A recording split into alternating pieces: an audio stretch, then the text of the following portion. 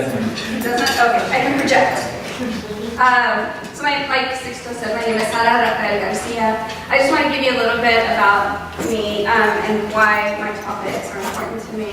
I am the first one in my family born in the United States. My parents come from Matamoros, Tamaulipas, Mexico. I was born in Brownsville, Texas. In the late 70s, my family migrated to Santa Ana, California, which is in Orange County. How many of you know where Santa Ana is? Okay, more than usual, I have to say. I usually have to describe it to folks, and it's like, do you know where Disneyland is? Everybody knows. Do you know where the Real Housewives from Newport Beach are? Everybody knows that. And I would say, we're somewhere in the middle. And Santa Ana, the reason it's important to me, because my parents left a border town for the sake of giving us different opportunities. You know, I come from a long line of bracero workers, of land workers, of migrant workers. Most of my aunts and uncles picked the land too at some point. And my father moved to Santa Ana, California in hopes to show us different opportunities, especially as being born as U.S. citizens. But what they weren't aware of is that Santa Ana is the largest border town without a border. It is about approximately 80% Mexican American with a large uncounted, undocumented population. So a lot that you see there are the struggles that you see at a national level with immigrants.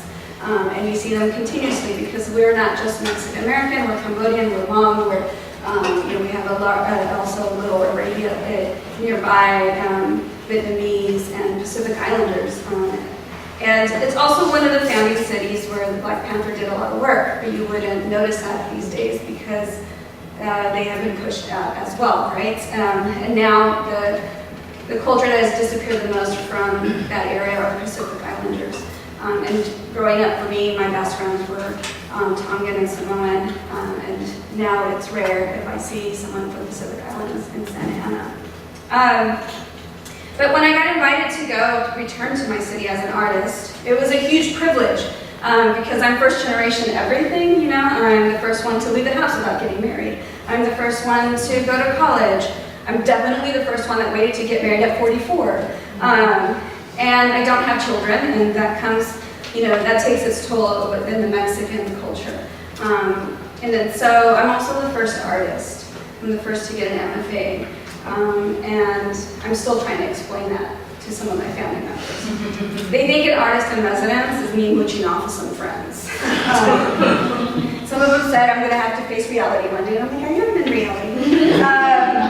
So I think that just gives you an idea. And one of the biggest things that we're fighting in Santa Ana, besides immigration and deportation, is also gentrification.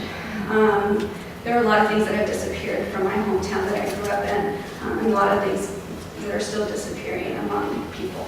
And so I want to read to you my intentions for this particular project because it's the same intentions I had with Santa Ana's fairy tales. And so my two questions for my research is, can conceptual art be a driven force in combating gentrification across urban communities? I spent this afternoon reading some of the Project Row House's dialogue and essays, and I was like, oh, they had the same question a few years ago. And I think it's something that we're continuously fighting, right? Like, how do we change this model? And then the second question is, can the retelling of history and the future from a person of color point of view reclaim and reinstate historical context, current social justice narratives, and storytelling in urban neighborhoods? You know, one of the reasons I became a writer is because as a child, a product of the 70s and 80s, I was born in 74, I didn't get to read my first writer of color until I was a senior in high school. And I still remember the book. It's Richard Rodriguez' Hunger of Memory, and I wasn't very impressed because he was also hating his own skin color and his own culture. And I said, this is what I had to look up to, right? And then soon after, I was introduced in my first year in community college to Malcolm X. And it was the first essay that I could relate to because of creating our own education, right, a homemade education. And it was the first time I felt connected to something on the page versus growing up reading Judy Blume, and Little Women was my favorite text growing up, and as an adult I realized that's because they were women. And so, you know, when I started writing, that was my purpose, to share my culture, to change when I teach teens, I say to create a counter narrative for my existence. And Santa Ana fairy tales, that's what it turned out to be. It also is a response to my MFA experience.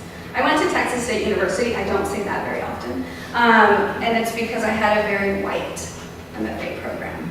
When I asked my advisor the year that they had not one single white visiting artist, not one single person of color as a visiting artist, when I asked him why all the lineup was white, his response is, I don't see color, I only see writers. And then my response to that was, well, you're only looking at one book.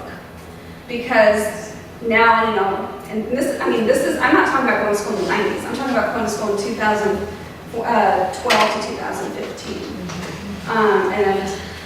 And so when I wrote my first collection of what I was submitting to my thesis, he classified it as magical realism. And he said to me, your writing reminds me of Gloria Anzaldúa and Richard Rodriguez.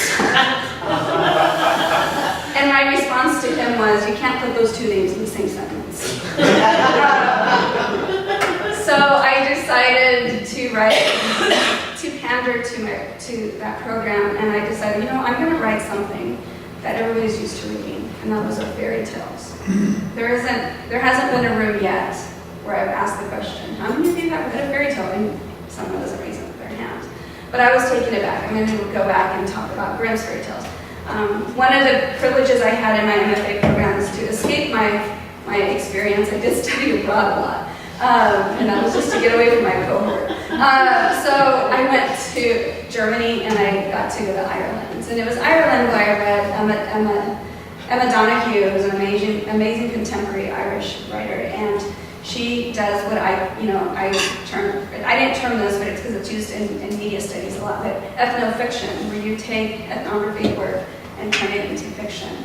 So I turned in my feminist fairy tales in my MFA program. And the story that stood out to my advisor at the time, he says, there's a story called Soraya and Marisol. And he said, this story is your weakest fiction. He says, but we don't have time to rewrite it, so you're just going to turn that in as part of your thesis. When I did my thesis defense, the two women on my panel, everybody was white on my thesis defense, said, we love this story. Why does this story stand out? And I said, the story is true. I interviewed someone for that story. I didn't get to interview Soraya, and Soraya is right here. But I was in my thesis, knee-deep in my thesis, when she was killed in Santa Ana, California. She was a trans woman who was also part of the undocumented community. And when they released her murder to the headlines in Orange County, they made it a man-on-man crime. Now, I can't say I knew her personally. I knew her in passing. I knew her at protests. I knew her at vigils. I shook her hand and gave her hugs a couple of times.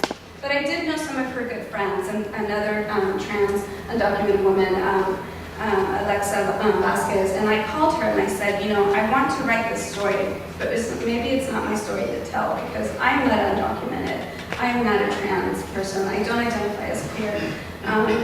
But I feel like her name needs to continue. So I came up with the idea of I'm doing feminist fairy tales. Why don't we make her the fairy godmother of all trans folks? And we went on this interview, back and forth, and she said, I said, you can write it, we can co-write it, whatever you want to do. And she said, I think you should write it for the same reasons that you don't want to write it. She says, because there are still people that are going to open that book because you are not undocumented, because you are not a trans woman. And that kind of hurt me because I was going through the appropriation steps in my own cohort, right? People writing Mexican stories using Spanish, but when I did it, it was criticized. So that's how this collection started, the Soraya story. And that's what I pitched for my artist in residence. And from there, went on to get the artist in residence at Grand Central Arts Center where, at the time I was applying because I couldn't get a job. I was actually on food assistance in Austin. I could not get a job as an adjunct to save my life. I also ousted my university, so that might have something to do with it. But I couldn't get a job. I was teaching ESL, which I loved. I was teaching labor workers. and I was tutoring students at an art school. And so at that point, I started looking outside of Texas for a job, and I ended up bumping into the artist in residence. And when I got it, my husband, he was my boyfriend or partner, and he said, you know, now that you're funded by Andy Warhol, are you going to start wearing bright colors every day? And I was so in awe. My response was, I don't think it's that Andy Warhol. It's not that big of a deal. And then I Googled, and I couldn't sleep for the rest of the night because I was in shock that I got money from Andy Warhol Foundation. So that's how, to me, unrealistic this dream is, right? Of me standing in front of you. And so the same moment happened when Ryan Dennis called me and said that I got Project Row House. I was in my bookstore in Santa Ana, and I had to Google, and my first response is she calling me to, this is really nice, they call people to reject them? And it was still in awe, right? So when I proposed, to Project Row House, it was under the idea, I want to do something that I did for my community that I'm proud of, and help another, help learn from that community and be able to process that. So Santana's Fairy Tales started out as that, as an interview with Soraida's best friend, and it turned into Zoraida and Marisol, which is the idea of this person that lived and changed our community in some way and gave privileges to folks, gave folks a voice, and made her the fairy godmother through healing, and that started as that project. And then when I got to my community, I said, well, I want to make sure to get these stories right, because what's most important to me is that I'm representing them, and if I'm not taking the time to learn my history, who am I to teach it? And I started with the Carousel's Lullaby. We used to have a carousel in downtown Santa Ana that was placed in the 1980s. It wasn't so much part of my childhood nostalgia, but it was my meeting point to meet with friends in downtown. It ran on a dime, I think, at first. I think the highest price that it ever got to was 25 cents for running the carousel. And it was placed in downtown in the 80s. And what people didn't know, and I didn't know until I started this research, was that in the 80s, in downtown Santa Ana, there was a deal made for with a developer. And the deal was made because all the Mexican and Mexican American residents would go to Tijuana and Mexico or East LA to buy their products, whether that was quinceañera dresses or that was certain food items. And they said, what do we do to bring that money here? So the money doesn't leave our city. So they started talking to developers, and they gave developers a break. And they said, if you help sustain downtown, you guys can, have a tax write-off, you guys can do this, but it's on a lease, right? So it's on, it's on a time limit. So you just have to commit to help to create this and commit to this for 25 years. And the 80s, 25 years sounded like forever. So they said, okay. So they literally took the idea from downtown Guadalajara and created Calle Cuatro in Santa Ana. This whole street of, Guadalajara, you can go and see streets of wedding dresses. And I didn't know this until 3 years ago when I visited for the first time. And then in Santa Ana, you see a whole street of quinceañera shops and fruteros, the folks that sell fruit on the streets, the paleteros who sell ice cream, very much part of Mexican culture. And they created a plaza in downtown with the carousel to create that grouping, right? So they were capitalizing on our culture. For the rest of us, we thought, wow, this is great. Our culture is the dominant voice in downtown. But they gave everybody write-offs, and they gave them 25-year leases. In 2011, the first thing that disappeared was the carousel, because it was the Chase family who put in the carousel to mimic this culture in the 80s. And the first thing they removed 25 years later was the carousel.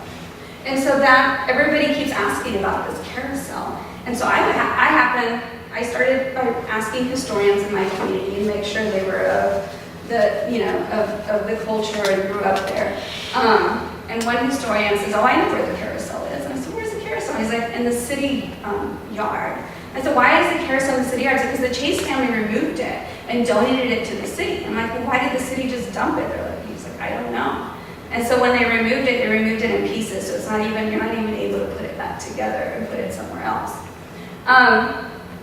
And so at the time, I was just starting my project, so I got to go see the city yard. I got to select some pieces. And at the end of my exhibit, we had artifacts from the carousel. But what I also learned is that William Spurgeon was our founder. I knew the name, there's streets and schools named after him, but I had no idea who he was. And he came in the late 80s, and he bought Tustin, Orange, and Santa Ana for $8 an acre. And within 1 year's time, he changed the demographics of Santa Ana. It used to be predominantly migrant workers, Mexican families who were working the surrounding lands. And in 1 year's time, he pushed everybody out, and it was predominantly white folks that were living in those areas. And that's when the neighborhood started forming, and he started, pushing out. But Santa Ana, because it's so close to the migrant fields and the produce that's produced, like strawberries and citrus in that area, it kept going. Like, people would come, people would get pushed out, people would come, people would get pushed out. And so eventually they formed a community, and it was Barrio Logan. So it was the only area where Mexicans can actually live and buy homes. And so when I started doing my research for the carousel in downtown, I started hearing these other stories come up. So with the carousel's lullaby, like Soraya's story, I decided to create a ghost carousel, this nostalgia that we live for and we still seek. And with the ghost carousel, I talked about how youth disappeared looking for this carousel, but in reality, they're disappearing from police brutality, deportations, this idea that there has to be more for them in downtown than what is being offered to them. And that's one of the things that when people in Orange County talk about Santa Ana, people talk about it as being a gang community, being an illegal community. And that's still a stereotype that we're encountering every day in that area. It's being rebranded now. It's called the Art District of Orange County. Buses of people get brought in from Disneyland to come and check out the Mexican community. And that's, part of the struggle of when you write these stories is being witnesses to what's contributing to the ongoing changes and the pushing out of certain groups. I went on in the Third Ward art walking tour, historical art walking tour yesterday. And I get to do it here because they don't know who I am. If I did that in my community, they would be able to spot me a mile away. But this is something that, again, contributes to the gentrification of these places when people are retelling the story and they're not people of color. And they're not people that are originally based in the community. And again, it's creating a cultural attraction. And one of the things that I noticed in this talk is that not only were they telling me what to look at and retelling the stories from their point of view, but they were using the collective we, as if we have done this. We have, we did this for the community. And for me, when folks from outsiders use the collective we, it's telling me they're not part of it. They're just choosing to impose their beliefs. And we have this in Santa Ana. So we have the art walks and we have the folks retelling our history. And so with the carousel's lullaby, I kind of start off in the mythical 1800s, but it's all about the present time. And so the story actually starts when the carousel was removed. And all the dialogue from the villain in my story, which happens to be named Senor Billy Spurgeon, after William Spurgeon, but also the collective white man. So I use not just William Spurgeon's words in foundation for the city, but I also use the Chase's family, who's the current developer, who has been there since 1912. So as well as my para, which is another developer in our community. So I took parts of quotes from the newspaper, from historical context, and placed it into the text as talking about now, what's happening now. So this man here became the prototype for my villain in gentrification and Santa Ana's fairy tales. But as I continued to do research, I found some amazing history that people don't talk about. We have an Up house. Everybody's seen the movie Up, right? So we have an Up house in Santa Ana that nobody's really aware of, and this helps speak. And what I learned from this particular story was that the keywords of affordable housing. people jump for joy when they hear affordable housing is coming into neighborhoods that are now being changed and rent prices are going up, right? But what a lot of people don't recognize in affordable housing, how affordable housing contributes to push out and gentrification is a lot of affordable housing models are federal funding. And when you're dealing with federal funding, they are very strict on the paperwork. And part of that paperwork includes U.S. citizenship. So if you are undocumented, you don't qualify for affordable housing, which creates a huge disadvantage to communities that were mostly for undocumented folks. And in this particular story, Just a House, I'm talking about a house that's in the Lacey community. And the Lacey community, again, was predominantly Mexican American, but a huge population that were undocumented because it's close to the train station, it was on major bus routes, it's close to the freeway. So the city approached this land that had about 7 houses on one corner, and it's a triangle block, and claimed eminent domain, which is something that they've used for a long time, right? And wanted to get folks off to sell their houses or get out. And there was only one real landowner on this piece of land. And the one landowner was an elder woman, and she said, no, I'm not selling my house, and she took him to court. But when I was reading about eminent domain and the history of our land, I found out about Modesta Avila. And other friends have already told me about Modesta Avila. Has anybody ever heard Modesta Avila? She is the first felon out of Orange County for obstructing development. She was 12 years old when she started obstructing development in San Juan Capistrano. Her family had land around what is now the railroad tracks, and she was the only English speaker in her family. And at 12, she found out that they were coming after her family's land, and one of the things she learned that other folks were doing is putting up signs. If you claim your land, they can't touch it. So she put up this sign that says this land belongs to Modesta Avila, and if the railroad wants to develop here, they're going to have to pay us $10,000. I mean, in the late 1800s, $10,000 was a lot of money, right? And she did it, and she kept doing other things, like putting up a clothesline. If you can prove that your land is being used for domestic use, you can fight off development. She put random animals in different places, because if your land has animals on it and you're going to develop, if that's part of your domestic use, then they can't develop on it. But what happens when you're 18? You become an adult. And what happens when you become an adult? There's a lot of adulting to do. So part of that was they took her to court as an adult, and she ended up losing, and that's when she became a felon for obstruction development, and she went into jail at 19. Not only jail, she went into San Quentin as the first woman to be put into San Quentin. She died months before her release date. She was the only woman in San Quentin.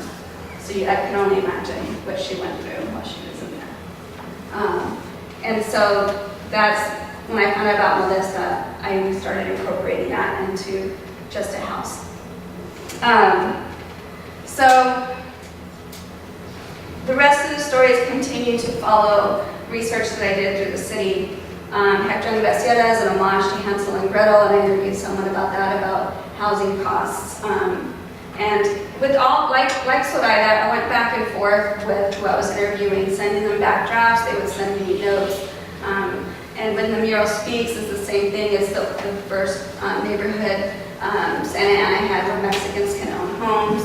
And so I did a whole section on that because there's a mural in Barrio Logan that was made by an artist who received no support from the city. It took him 4 years to finish his mural. And like the idea of creating a counter narrative, the whole mural is an homage to the 500,000 Mexican Americans who died during World War II. But because the way our culture works, people started saying, hey, there's a guy in Barrio Logan doing busts, on a mural for people, Mexican Americans who died at World War II. Then it got changed to, hey, there's a guy in Barrio Logan doing a mural for World War I and World War II veterans. And then it turned to be like, hey, there's a guy in Barrio Logan who's doing a mural for all war veterans. And he couldn't turn anybody away, so he included everybody from World War II, or from World War I to present. And he has a total of 186 busts on his mural. But what is the most interesting part of that is that he did all this on his own time and on his own dime. And it is only now that the city, when they were going through voting new mayors and new DAs, that everybody started chipping in when the war veteran mural got tagged. And so that turned into another situation in our community of, again, retelling the story through those who are not part of the story. And then the wishing well was me taking the story of Rapunzel and talking about downtown Santa Ana and Grand Central Arts Center where I was living, how it became the catalyst to gentrification in Santa Ana, and it seemed very ironic that I was sitting on the second floor of that building and doing my arts in the heart of what started gentrification in my city. And on top of the project was collaborating with other artists, and again, making sure that being aware of who I was working with and how they represent the story. So I was going to show you a short video. I wish I had time for that, right? And then I'll read an excerpt.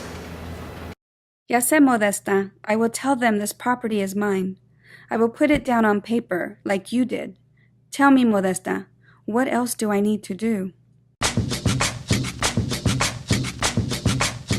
In Santana's fairy tales, I include various issues that are hot topics in the community. And obviously, we have a lot of issues with immigration, being a city of 80% Mexican American residents and an unaccounted, undocumented community. So one of the focuses is to discuss how the changes in downtown Santana are affecting the local community, gentrification, immigration, deportation issues. I wanted to be able to offer the stories in multiple forms, through multimedia. When I thought about music, naturally, I thought of Gloria Estrada. She was really interested in creating her own response, her own form of oral storytelling through music. It was awesome to be able to work with so many folks and write together, and to be able to actually add music to that soundtrack was just an honor to be a part of that. These stories are true, and sometimes we don't want to face them, but I think it's important to kind of deal with them. It's important to shed light. And I think art lends itself to really have people pay attention to what's happening when they don't want to view it in its harsh reality. Of course, one of the things that was important to me was that if we're going to bring someone from Los Angeles, to make sure that we partner them with someone here from Santana. So Ruby Castellanos is the singer-songwriter for the project, and she's working closely with Gloria Estrada to create the lyrics and the sounds and the open book performance on April 1st. Living here in Santana and growing up in Santana, I've seen a lot of this happen. All of these characters. I see a lot of these characters in my day-to-day life.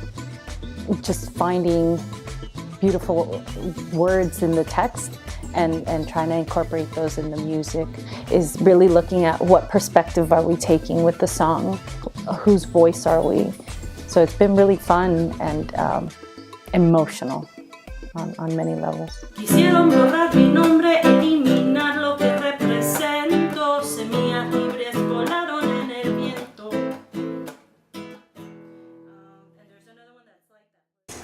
So the ultimate exhibition included artifacts, which the horses that you saw in there were from the original carousel. And then I collaborated with music consultant Gloria Estrada and Ruby Castellanos, singer-songwriter, and they created their own response.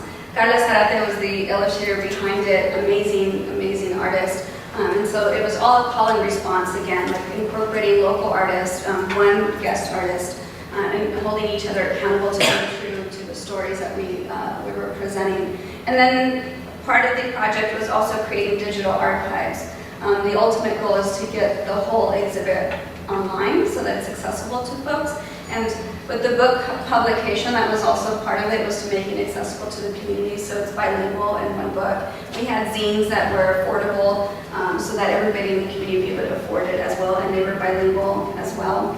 And then the final presentation, when people came together, I think what was, for me, was my proudest moment was because there's a lot of folks that don't walk into Grand Central Arts Center from my community because it is the be at, the center of gentrification. But on that night, we had two show times for the open book performance, and 200 people showed up. And it was amazing to stare out at an audience that represented my community in an art center in downtown Santa Ana. So to me, that showed that it was relevant, it was something they wanted to see. And for the first time, there was a lot of parents who don't speak and read in English that had access to an art space, but also the history of the local town. So that was, for me, that was the point. And going into the Project Row House, that's the same thing I want to do, is conduct interviews, research folks, find out, the history, and also the intersectionality of what's going on now versus, what happened in the past. So starting to do that by visiting some museums in the last few days, and my last day I was reading George Lips's essay on Project Row House, and I was sitting in bed in the Project Row House and going, oh, I totally get where the shotgun thing comes from. And to me, that was to be there and be able to experience the history firsthand by reading about it, and then being in one of the houses showed me a path to continue to ask questions and continue to do the research. And I'm learning a lot in the process already, just for 2 months that I've been here. So I appreciate it. Thank you.